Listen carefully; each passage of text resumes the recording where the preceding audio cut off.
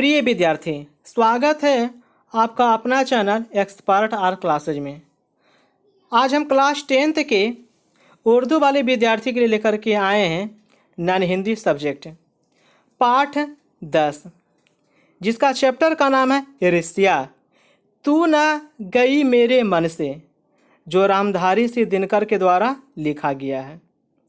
इस रोचक निबंध में जीवन के रोजमार्ग के व्यवहारों पर टिप्पणी किया गया है और सही संतुलित जीवन के प्रति एक दृष्टिकोण विकसित करने की भी सीख दिए हैं इस निबंध में।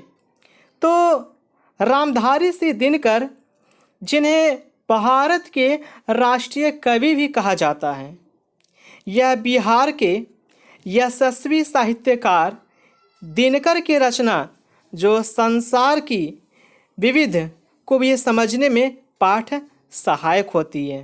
तो चलिए अब इनके लिखे गए निबंध को स्टार्ट करते हैं।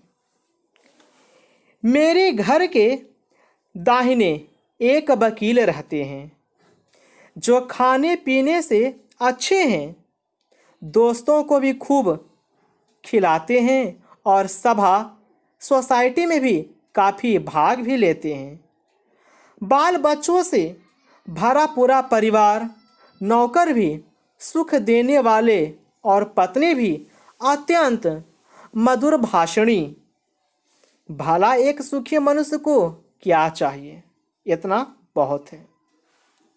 मगर वे सुखी नहीं हैं, उनके भीतर कौन सा दाह है, इसे मैं भली भांति जानता हूँ।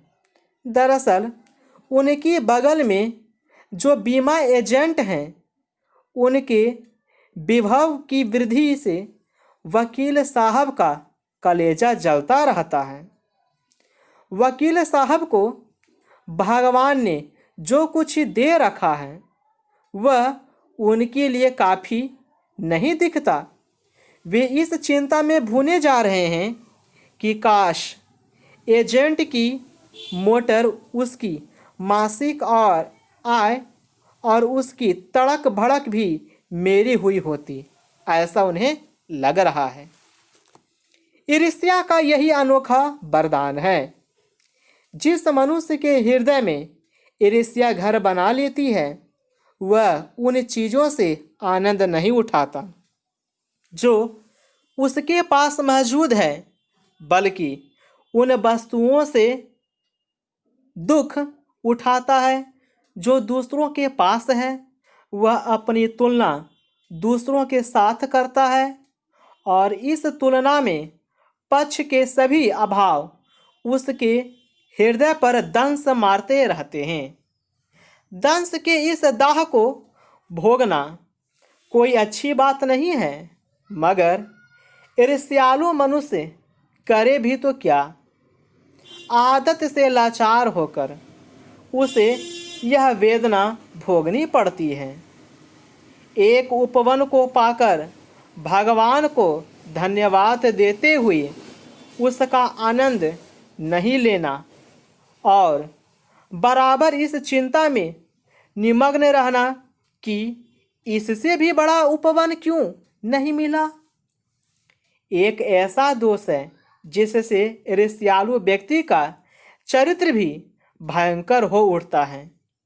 अपने अभाव पर दिन रात सोचते सोचते वह सृष्टि की क्रिया को भूलकर विनाश में लग जाता है और अपनी उन्नति के लिए उद्यम करना भी छोड़कर वह दूसरों को हानि पहुंचाने को ही अपना श्रेष्ठ कर्तव्य समझने लगता है।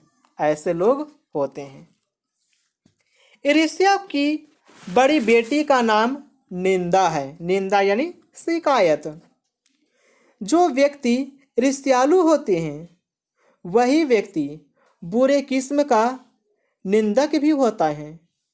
दूसरों की निंदा वह इसलिए करता है कि इस प्रकार दूसरे लोग, जनता अथवा मित्रों की आंखों से गिर जाएंगे और तब जो स्थान रिक्त होगा उस पर अनायास मैं ही बिठा दिया जाऊंगा, ऐसा। मगर ऐसा ना आज तक हुआ है और ना होगा। दूसरों को गिराने की कोशिश तो अपने को बढ़ाने की कोशिश नहीं कही जा सकती। एक बात और है कि संसार में कोई भी मनुष्य निंदा से नहीं गिरता। उसके पतन का कारण अपने ही भीतर के सद्गुणों का ह्रास होता है। इसी प्रकार कोई भी मनुष्य दूसरों की निंदा करने से अपनी उन्नति नहीं कर सकता। उन्नति तो उसकी तभी होगी जब वह अपने चरित्र को निर्मल बनाए तथा अपने गुणों का विकास करे। ईर्ष्या का काम जलाना है, मगर सबसे पहले वह उसी को जलाती है जिसके हृदय में उसका जन्म होता है। आज भी ऐसे बहुत से लोगों को जानते होंगे जो ईर्ष्या और द्वेष की साकार मूर्ति हैं और जो बराबर इस फिक्र में ही रहते हैं कि कहाँ सुनने वाले मिले कि अपने दिल का गुब्बार निकालने का मौका मिले। श्रोता मिलते ही उनका ग्रामोफोन बजने लगता है, यानी उनकी घंटी, और वे बड़े ही होशियारी के साथ एक एक कांड इस ढंग से सुनाते हैं मानो विश्व कल्याण को छोड़कर उनका और कोई ध्येय नहीं हो। मगर जरा उनके अपने इतिहास को भी देखिए और समझने की कोशिश कीजिए कि जब से उन्होंने इस सुकर्म का आरंभ किया है तब से वे अपने क्षेत्र में आगे बढ़े हैं या पीछे हटे हैं। यह भी कि अगर वे निंदा करने में समय और शक्ति का अपव्यय नहीं करते तो आज उनका स्थान कहाँ होता। चिंता को लोग चिता कहते हैं, जिसे किसी प्रचंड चिंता ने पकड़ लिया है। उस बेचारे की जिंदगी ही खराब हो जाती है, किंतु ईर्ष्या शायद चिंता से भी बदतर चीज है, क्योंकि वह मनुष्य के मौलिक गुणों को ही कुंठित बना डालती है। मृत्यु शायद फिर भी श्रेष्ठ है, बनिस्बत इसके कि हमें अपने गुणों को कुंठित बनाकर जीना पड़े। चिंता दग्ध मनुष्य समाज की दया का पात्र है, किंतु ईर्ष्या से जला भुना आदमी जहर की एक चलती फिरती गठरी के समान है, जो हर जगह वायु को दूषित करती फिरती है। ईर्ष्या मनुष्य का चारित्रिक दोष ही नहीं है, प्रत्युत इससे मनुष्य के आनंद में भी बाधा पड़ती है। जब भी मनुष्य के हृदय में ईर्ष्या का उदय होता है, सामने का सूर्य उसे मध्यम सा दिखने लगता है। पक्षियों की गति में जादू नहीं रह जाता और फूल तो ऐसे हो जाते हैं मानो वे देखने योग्य ही नहीं हो। आप कहेंगे कि निंदा के बाण से अपने प्रतिद्वंदियों को भेद कर हंसने में एक आनंद है, और यह आनंद ईर्ष्यालु व्यक्ति का सबसे बड़ा पुरस्कार है। मगर यह हंसी मनुष्य की नहीं, राक्षस की हंसी होती है, और आनंद भी दैत्यों का ही आनंद होता है। ईर्ष्या का संबंध प्रतिद्वंदियों से होता है, क्योंकि भिखमंगा करोड़पति से ईर्ष्या नहीं करता। यह एक ऐसी बात है जो ईर्ष्या के पक्ष में भी पड़ सकती है, क्योंकि प्रतिद्वंदियों से भी मनुष्य का विकास होता है। किंतु अगर आप संसार व्यापी सुयश चाहते हैं तो आप रसेल के मतानुसार शायद नेपोलियन से स्पर्धा करेंगे। मगर याद रखिए कि नेपोलियन भी सीजर से स्पर्धा करता था, और सीजर सिकंदर से, तथा सिकंदर हरक्यूलस से, और जिस हरक्यूलस के बारे में इतिहासकारों का यह मत है कि वह कभी पैदा ही नहीं हुआ। ईर्ष्या का एक पक्ष सचमुच ही लाभदायक हो सकता है, जिसके अधीन हर व्यक्ति, हर जाति और हर दल अपने को अपने प्रतिद्वंदियों का समक्ष बनाना चाहता है। किंतु यह तभी संभव है जबकि ईर्ष्यालु व्यक्ति यह महसूस करता है कि कोई चीज़ है जो उसके भीतर नहीं है।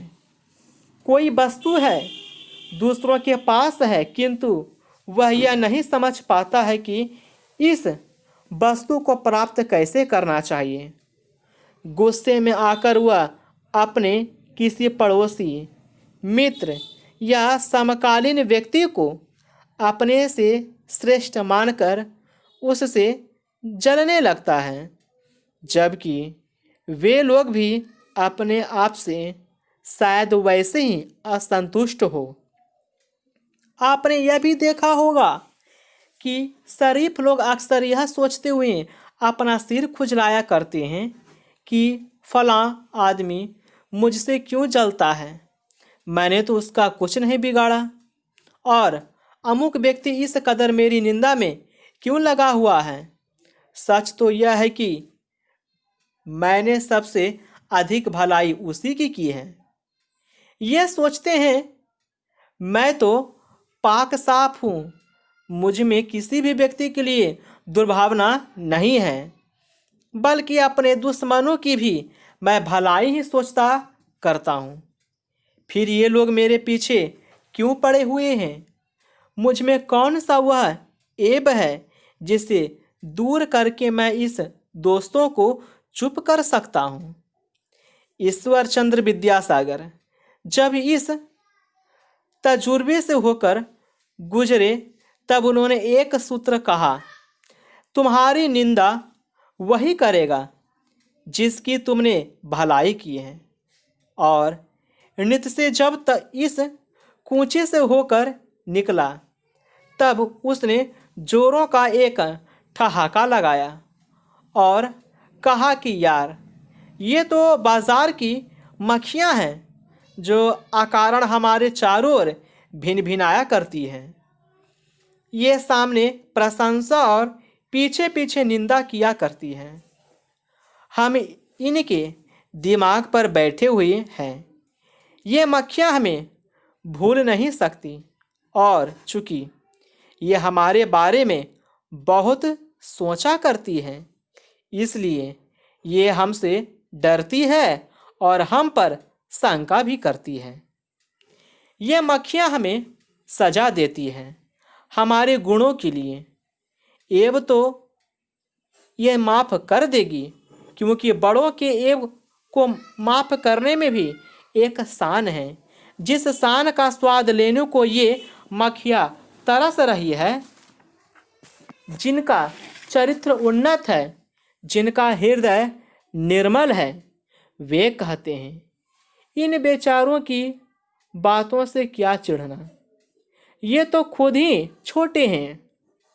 मगर जिनका दिल छोटा और दृष्टि संकीर्ण है, वे मानते हैं कि जितनी भी बड़ी हस्तियां हैं उनकी निंदा ही ठीक है, और जब हम इनके प्रति उदारता और भल मानसाहत का बर्ताव करते हैं तब भी ये यही समझते हैं कि हम उनके घृणा कर रहे हैं, और हम चाहें उनका जितना उपकार करें, बदले में हमें उपकार ही मिलेगा।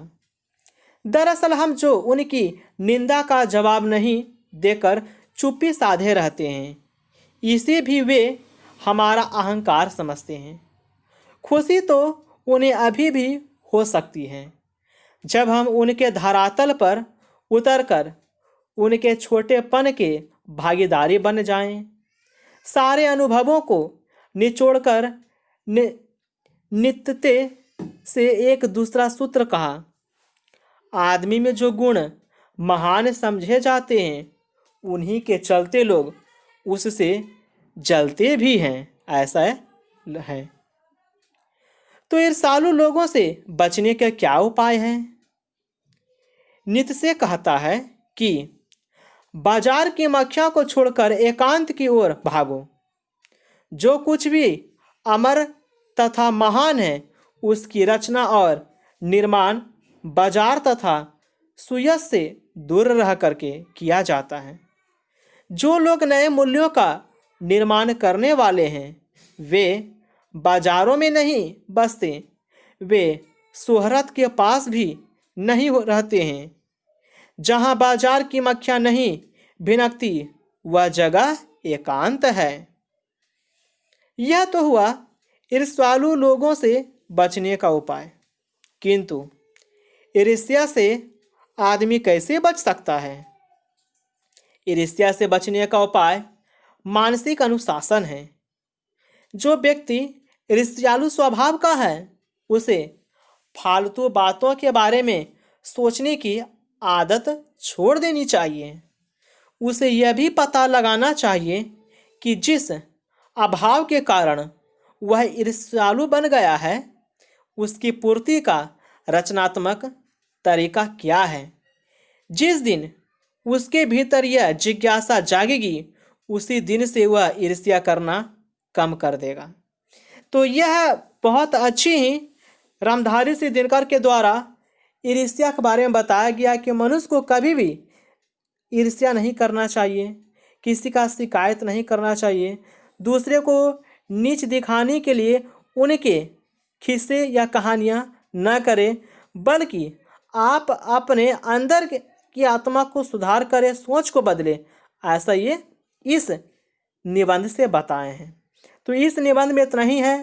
तो अगर यह वीडियो आपको अच्छा लगता है, पसंद आता हो और ज़्यादा समझ में आया हो तो इसे आप लाइक, शेयर तथा कमेंट जरूर करें। धन्यवाद।